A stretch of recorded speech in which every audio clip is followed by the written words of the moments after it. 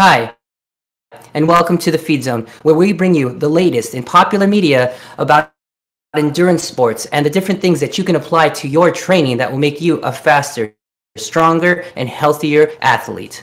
My name is Jason Flores, and I go by JFlow here. So, welcome.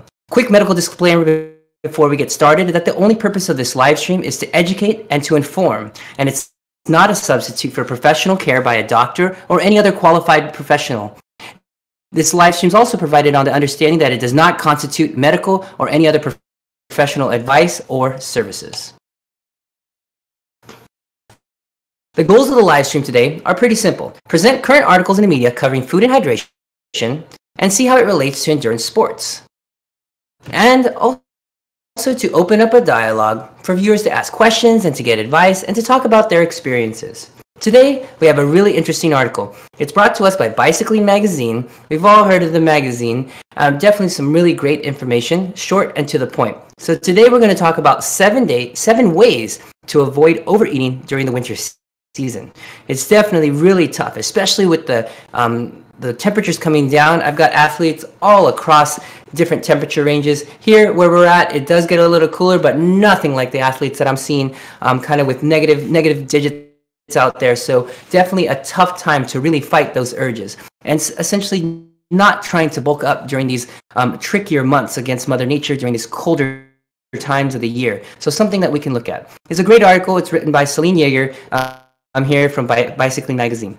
We're essentially going to go through and I'll explain a little bit about these 7 ways to avoid overeating and kind of some tips and how we can sum this all up together. All right, so we're going to take a look, and here we're going to start with the first 4 tips, and I'll kind of expand making soups, roasting veggies, drying out your meals, and getting into the zone. And so we'll start with these 4 and kind of expand. So when it comes to overeating, especially during the colder months, the struggle is definitely real for all of the athletes, and science just says that. So when the temperature comes down, the body just reacts in this way where the body wants to store fat. Essentially, fat for us as athletes equates to increasing weight. So we need to be very, very careful during this time to make sure that the body has what it needs so that it'll do what it needs as far as during this off season or this winter time, depending on your goals.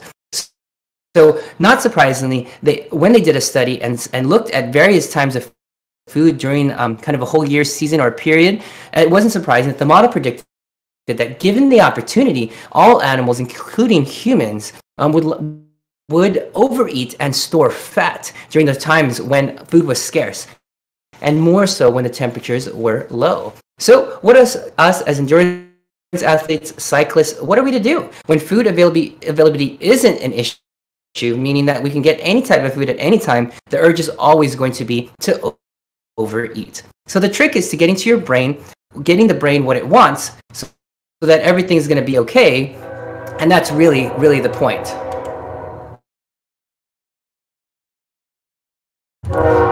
So let's get to our first point here. The first point is a really good one. So a lot of times during the on season, you'll do a big, nice, healthy size salad with a good amount of protein on top and that sort of thing. So during the winters, one thing that we can look at, or you can try to do, is make soups or have soups.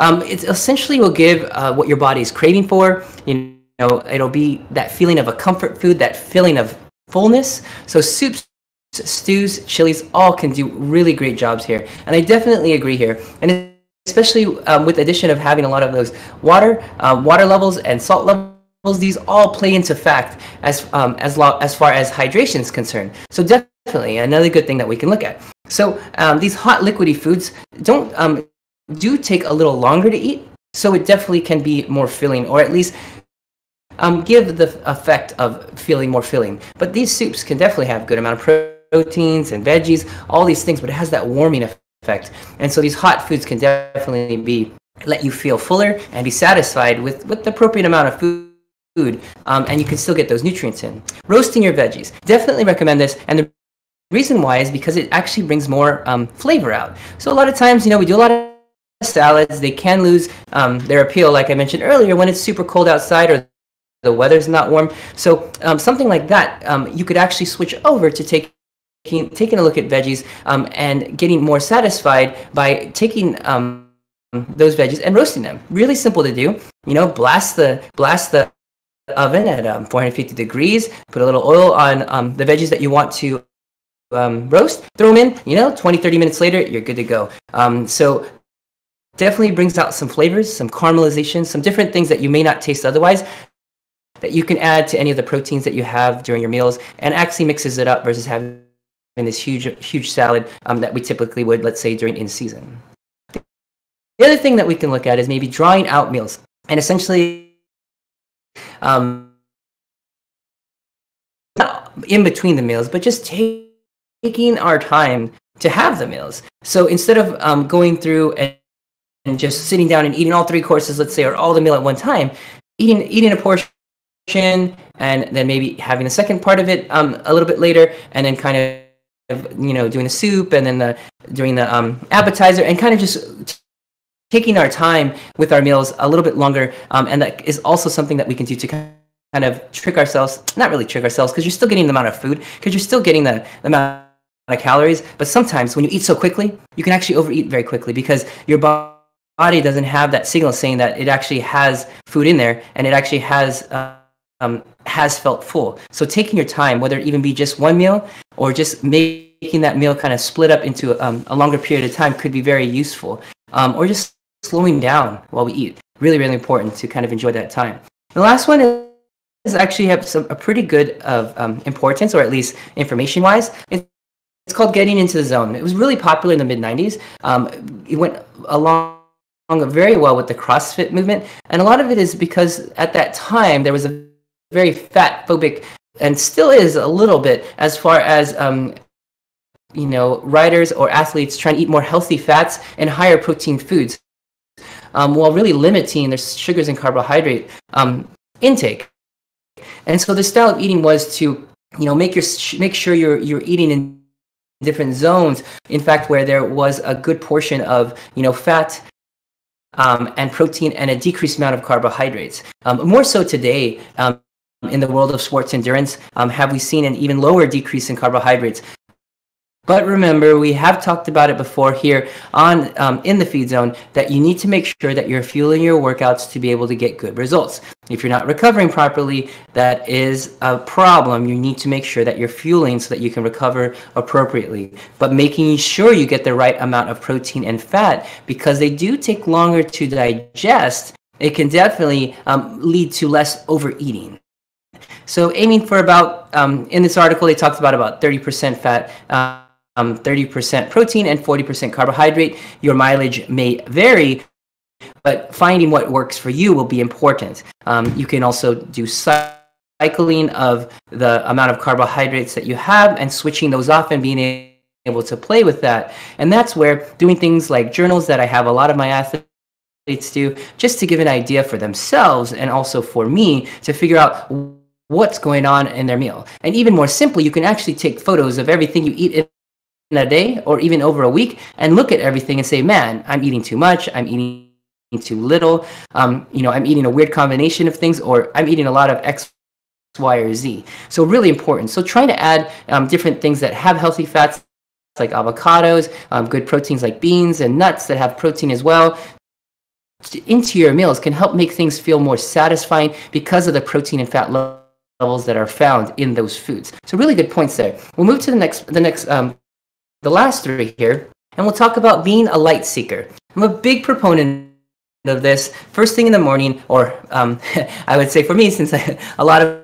us do train while it's still dark out, is when there is sunlight, is to get out there and get under the sunlight. So lack of sunlight during these shorter days, and that's typically what happens during these winter months, the days can be shorter. It can drop essentially a chemical called serotonin in our body, and that chemical is responsible for kind of that feel-good feeling, that feeling you get when you're under the warm sun, and you have that kind of just happy feeling that people describe. So you can definitely not having that signal on, they have found, can lead to things like carbohydrate binges, and just wanting to have just an overall overconsumption consumption of food or calories. So in order to get this brain boost, if there is sun out, definitely getting outside to get some exposure.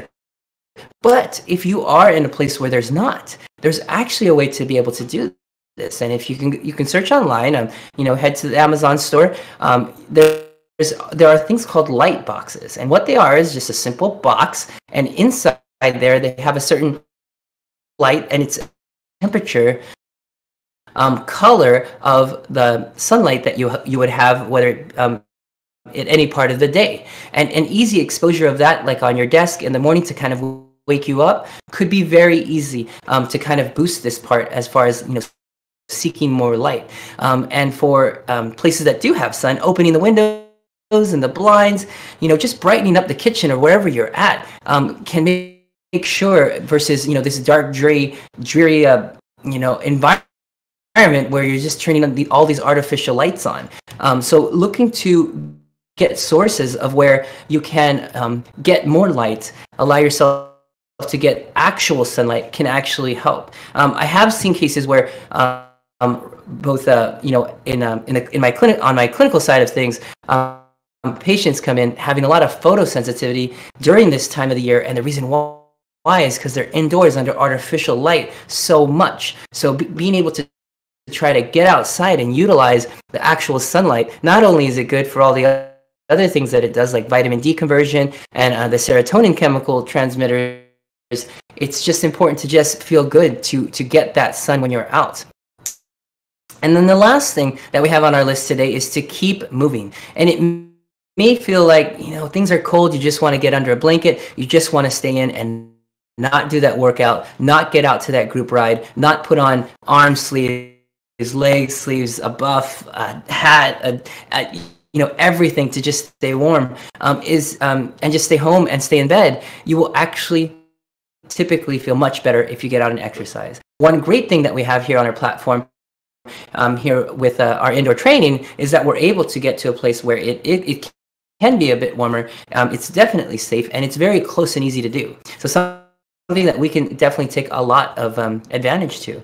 So of course, we all know that exercise not only burns fat and calories, which can help with the weight gain, but it's also a natural serotonin booster. So doing these things first thing in the morning could be very, very beneficial for riders to be able to lift their mood, and it essentially will help you feel kind of like you've done your job as far as triggering those things to not have overeating the rest of the day.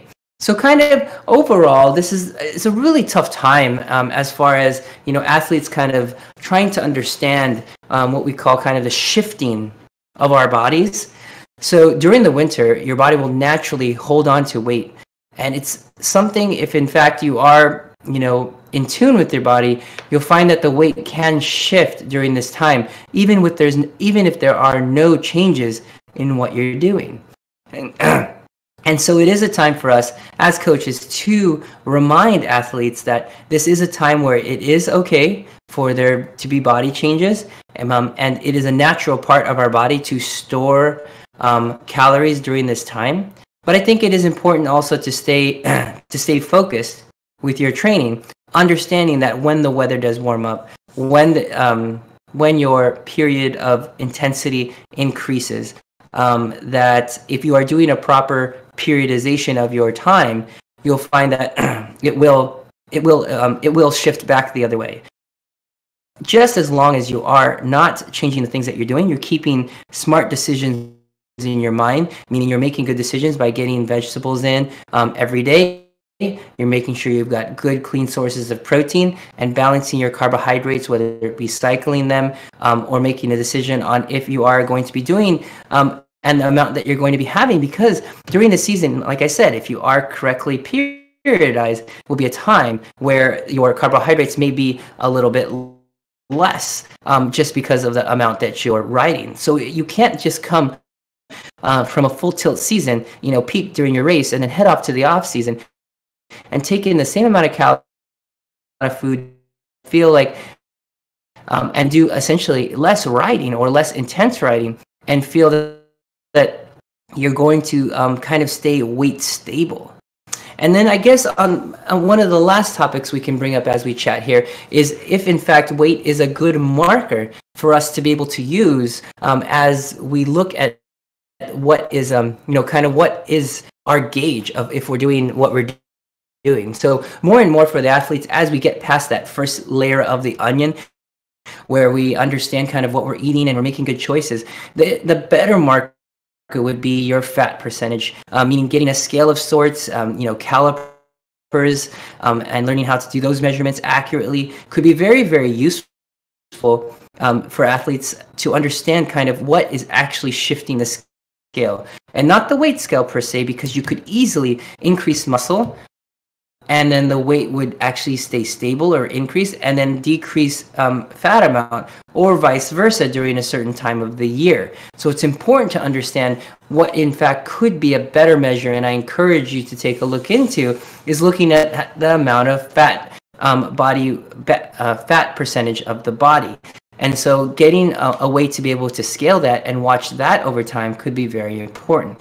But again, to understand that there are shifts in different parts of the year that allow the body to naturally hold in, more fat. If you are super lean during, let's say, the winter time and it's super cold, naturally the body would actually want to have some fat to stay warm. That makes sense. So as things warm up, the body will allow that to be released. It will allow that if you are doing the right things, and again, making the right choices, getting the workouts in, that sort of thing, and that is the shift that we're looking to do. So really, really nice kind of sum up as far as a couple things that we can talk about. And the last couple podcasts and live stream have been about kind of winter and kind of ways to fuel during winter, as well as, watching the different things that we eat.